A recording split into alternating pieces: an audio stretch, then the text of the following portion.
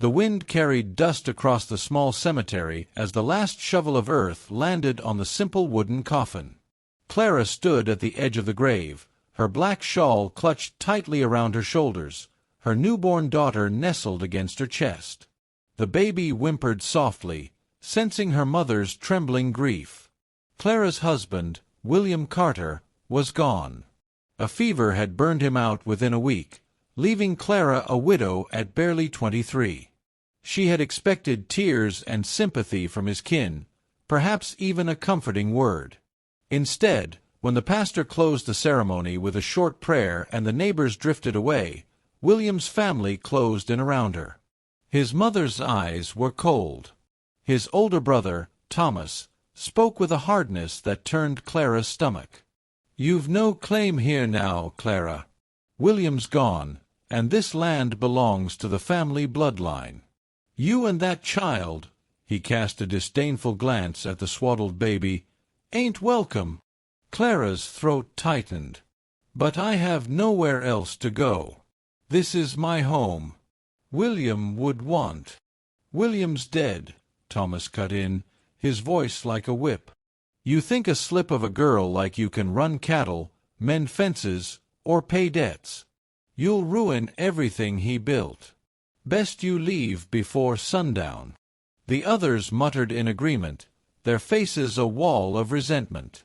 Some looked away, unwilling to meet her eyes. Not one offered her shelter, not one extended a hand. Clara staggered back, her arms tightening around her daughter. "Please, she's only days old. We've nowhere to go." Her mother-in-law spat in the dust. "Should have thought of that before you dragged him into an early grave." The words struck deeper than any blade. Clara had tended William night and day, praying, pleading, feeding him broth when he could no longer lift his head. To be blamed for his death, by those who had not lifted a finger, was cruelty beyond measure. With no horse, no wagon, and only a small bundle of clothes, Clara walked away from the homestead as the sun dipped toward the horizon. Each step was heavier than the last. Her body still ached from childbirth, her spirit from grief. The baby stirred and whimpered, and Clara whispered through her tears, "Hush, little one. Mama's here. I won't let them take you from me." The road was long and rutted, and night came swiftly. By the time Clara saw the flicker of lantern light in the distance, her legs were trembling. She stumbled through open fields, guided only by the glow. It came from a ranch house, set against the wide stretch of prairie. The fences were well kept, the barns sturdy, and the land seemed prosperous even in the failing light. Clara hesitated. This was no place for beggars or widows with nowhere to go. Yet her daughter's cries pierced the silence, and Clara's body swayed with exhaustion.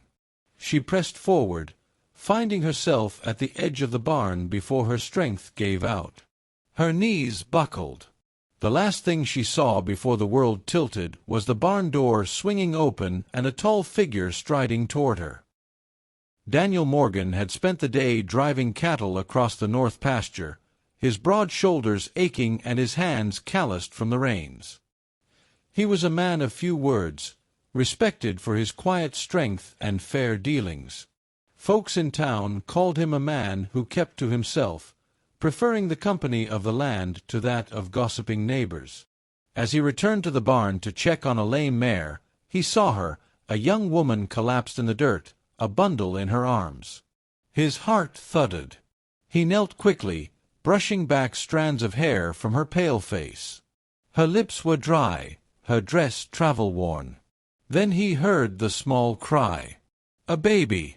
Daniel lifted the child gently, then gathered the woman into his arms with surprising ease.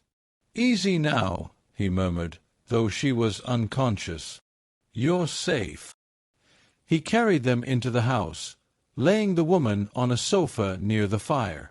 The baby squirmed, tiny fists flailing, but quieted as warmth spread through the room. Daniel fetched water, a blanket, and waited until the woman stirred.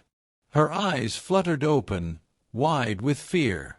She tried to sit up, clutching the baby protectively. "Where am I?" Her voice was hoarse. "My ranch," Daniel said evenly, standing back to give her space. "You collapsed out by the barn. Thought you could use shelter." Clara's throat worked, torn between gratitude and caution. I'll go if you want me gone. I didn't mean to trespass." Daniel shook his head. "Don't be foolish. You and the child are in no state to be wandering." His gaze softened. "Stay the night. Rest." Tears welled in Clara's eyes as she whispered, "Thank you." That night, as the fire crackled, Clara told him pieces of her story. How her husband had died, how his kin had cast her out. Shame tinged her voice, as if speaking it aloud gave the cruelty more weight. Daniel listened without interruption, his face unreadable. When she finished, silence hung between them, broken only by the baby's soft breathing. Clara braced herself for judgment, but Daniel only nodded once. "You did nothing wrong," he said finally, his voice steady. "They treated you unjustly." The words loosened something inside her, and she bit her lip to keep from sobbing. For the first time since the burial, Clara felt a fragile flicker of hope. She didn't know what tomorrow would bring, but tonight, under this stranger's roof, she and her daughter were safe. Gift of land, gift of love. Morning sunlight spilled across the wooden floor when Clara awoke to the scent of coffee and fresh bread. For the first time in weeks, she had slept without fear of being woken by harsh words or the bite of cold wind. Her daughter stirred against her chest, tiny breaths warm against Clara's skin. Daniel stood by the stove, his sleeves rolled up, quietly moving with the ease of a man used to working alone. He glanced her way, and though his expression was stoic, his eyes softened at the sight of her awake. "Breakfast's ready," he said simply. Clara sat up, cheeks warming. "You didn't have to." "Don't fret," he interrupted. "You and the little one need food. That's all there is to it." She ate gratefully, though self-conscious beneath his quiet gaze. It was strange, this house filled with silence yet absent of judgment. Daniel asked no questions about her shame, demanded no explanations beyond what she had shared the night before. He offered space, and in that space Clara felt something she hadn't known in months: dignity. Days turned into weeks. Clara offered to leave after the third night, insisting she couldn't burden him longer, but Daniel only shook his head. "You're no burden. Besides, the ranch could use a pair of willing hands." And so she stayed. While the baby slept, Clara helped tend chickens, patched worn shirts, and cooked suppers. Though she was still frail from childbirth, she insisted on contributing. Daniel, unused to a woman's presence in his home, found himself pausing at the sight of her folding clothes on the porch or humming softly to soothe the baby. It unsettled him in a way that was not unpleasant. The neighbors noticed too. When Clara ventured into town for flour, whispers followed. Some pitied her, some sneered. "The widow Carter's already warming the Morgan ranch," one woman muttered loudly at the mercantile. Clara's cheeks burned, but Daniel, standing beside her, spoke before she could retreat. "Clara's under my protection," he said flatly. "Any man or woman who has a quarrel with that can bring it to me." The store went silent. No one dared. But William's kin had not forgotten her. One afternoon, Clara was hanging laundry when Thomas rode up with two cousins in tow. Their faces were sharp with scorn. "So it's true," Thomas sneered, swinging down from his horse. "Widow Carter wasting no time finding another man's bed." Clara stiffened, her arms shielding her baby's cradle. "That's a lie." Daniel stepped out of the barn, his tall frame cutting a solid line between Clara and the men. His eyes narrowed.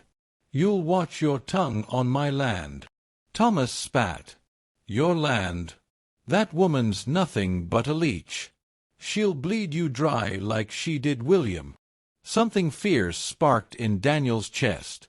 He took a step closer, his voice calm but edged with iron. "You dishonor your brother's memory by treating his wife and child this way. She's shown more grit and decency than the lot of you combined." Thomas scoffed. "So what, you plan to marry her? Make her lady of the ranch?" Daniel's jaw worked. He had not spoken such words aloud, even to himself. But when his eyes met Clara's, wide, frightened, yet shimmering with quiet strength, the truth rose unbidden. "If she'll have me," he said evenly, "then yes." Clara gasped, her hand flying to her lips. Thomas blustered, but Daniel's stance brooked no argument. The men mounted up and rode off, curses fading into the distance. Silence fell heavy. Clara's heart pounded. Why would you say that?" she whispered. Daniel's gaze softened. "Because it's true.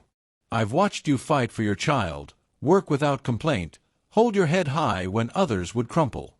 Clara, you've brought light into this house I didn't know was missing." He swallowed, voice dropping. "And I don't want to see you or your little one cast adrift again." Tears blurred Clara's vision. She wanted to believe him, but fear tangled her words. I've nothing to give you. No dowry, no land." Daniel stepped closer, gently lifting her chin until her eyes met his. "You've already given more than any riches could buy. You've given me a reason to look forward to tomorrow." That evening, as the sun bled gold over the prairie, Daniel led Clara to the western ridge of his property. From the hilltop, the land stretched wide, rolling fields, grazing cattle, and the distant line of mountains. "This," he said quietly, "is yours." Clara blinked. "What do you mean?" "I've drawn up the deed. 40 acres, with a cabin I'll see built before winter. Land enough to raise your daughter, land no one can take from you." Her lips parted in shock. "Daniel, why would you?" "Because you deserve a place to stand tall. And because I want you here, not as a guest, but as family. As my wife." The world swayed.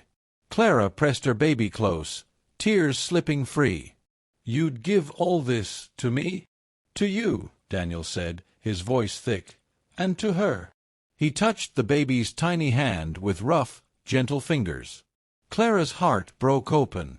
After months of cruelty and loss, here was a man offering not just kindness, but a future. She could not speak for a long moment, only cry softly as the prairie wind curled around them.